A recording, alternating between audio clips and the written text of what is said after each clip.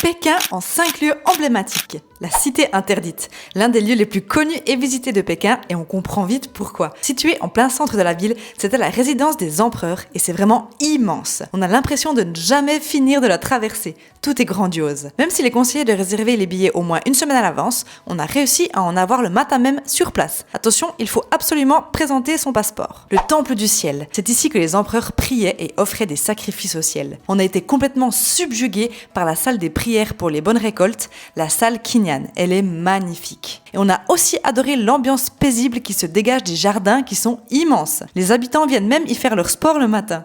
Le palais d'été, qui nous a vraiment surpris par sa taille. Il est presque 4 fois plus grand que la cité interdite. Il y a même un immense lac. C'était le lieu de loisirs et de repos de la famille impériale. Et on a vraiment eu l'impression de s'évader pendant des heures dans un autre monde. Les hutongs du quartier de Qichahai, c'est-à-dire des ruelles traditionnelles de Pékin. On a adoré cet endroit, car en plus des maisons anciennes, on y trouve un petit lac entouré de ponts et de saules pleureurs. On peut même y faire un tour en bateau sans permis. C'est un lieu vraiment très chouette. La Grande Muraille de Chine. Impossible de ne pas mentionner l'une des 7 merveilles du monde, située à seulement 1h30 de Pékin. C'était vraiment magique de se retrouver sur ces murs anciens et symboliques. On en a eu les frissons. Alors, est-ce que tu connaissais ces lieux ?